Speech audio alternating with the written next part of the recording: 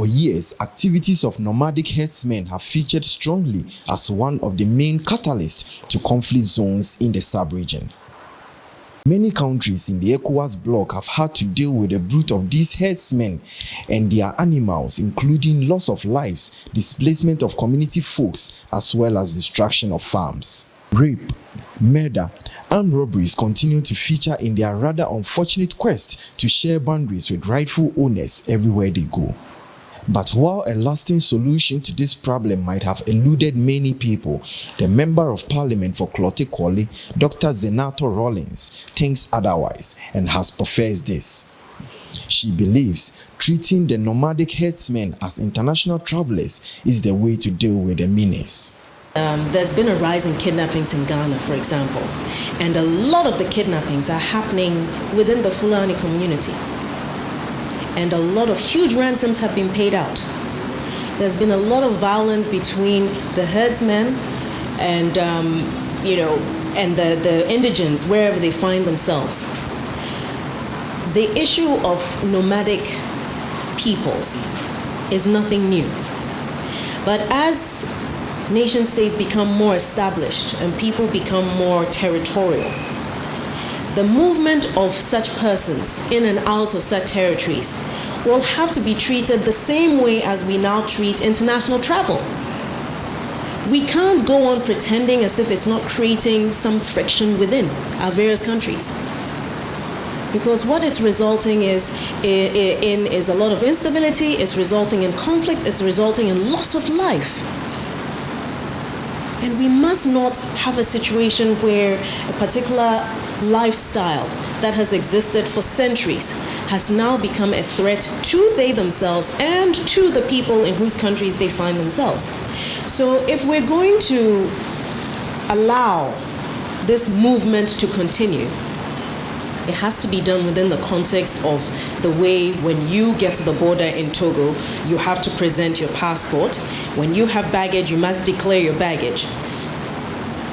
They must also find a way, or a way has to be found within the sub-region, some kind of an agreement that says when you have the movement of nomadic people from one place to the other, there must be the identification strictly, and there should be specific allowed areas for them to move in and out of. But you see, if we really should move back to where does this originate?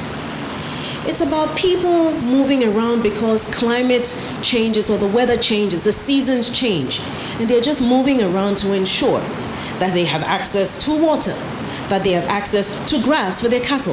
How do we resolve this issue? Because if we're getting to a point where now the movement of nomadic people is becoming such a threat to their existence and the existence of those in whose countries they enter, then a different way must be found.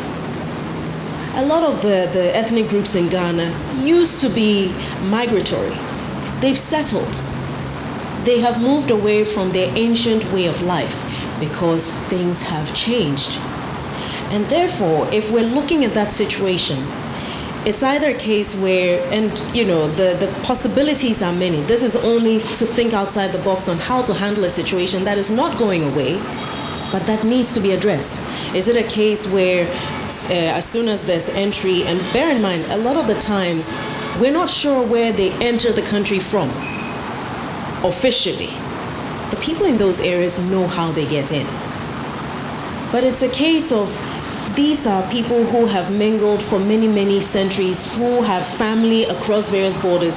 So for a lot of people, it's not a case of these are, dangerous people or predators coming in. But what ends up happening is this, once again, a scramble for resources. Water is a resource. Access to feeding for your animals. And then this results in that clash. But then we mustn't also forget that there are people within the country who own some of these animals that these herdsmen are actually tending. So we must have that honest conversation on where we all contribute towards this and have a real stakeholder engagement on how we can address this, not just within Ghana, but within the sub-region, because this is a problem that has become almost endemic within the sub-region.